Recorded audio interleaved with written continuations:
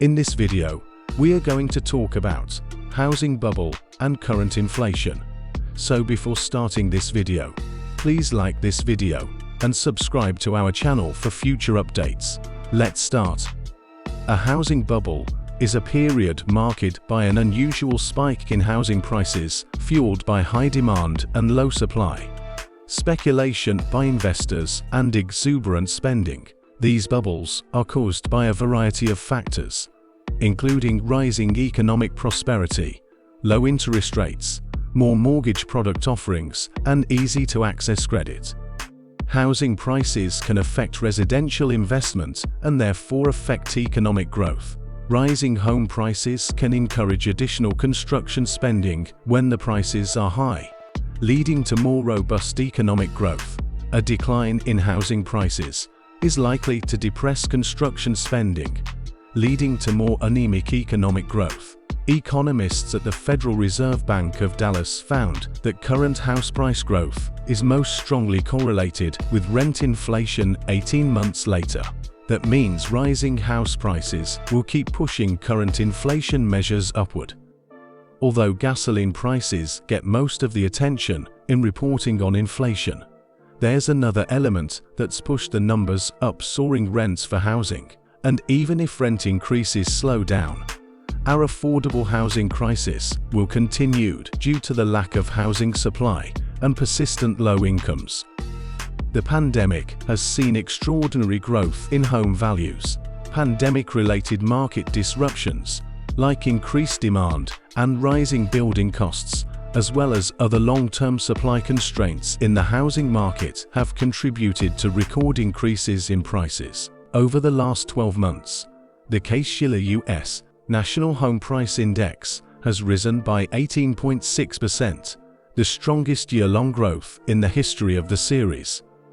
In the real economy, there are a lot more factors that affect house prices, and the correlation is not as prominent as in our example. One of the other major factors causing house prices to increase is interest rates. When interest rates are low, buying homes can be more affordable and increase the demand for homes. If the supply of homes remains constant and the demand increases, then the prices of homes will increase. In large cities where land availability is often limited, you can see a more pronounced effect of inflation. There is a correlation between inflation and house prices.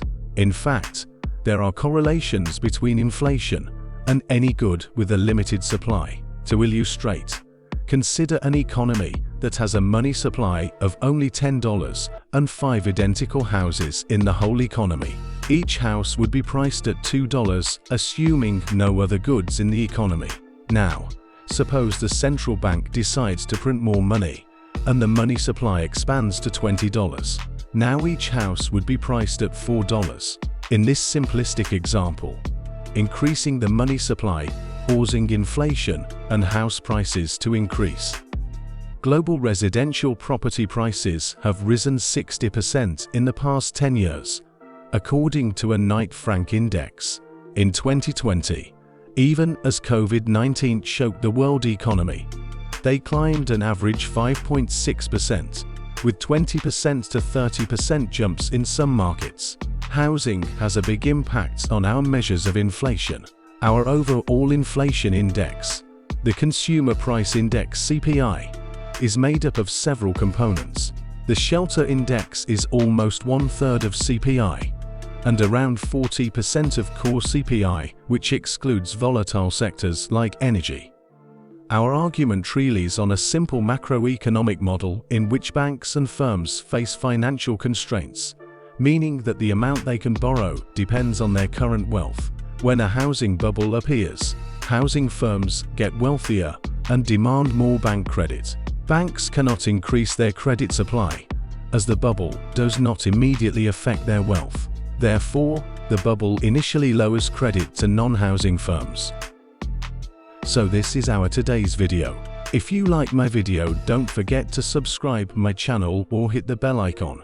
We will meet again with another interesting topic. Till then, stay safe and stay happy.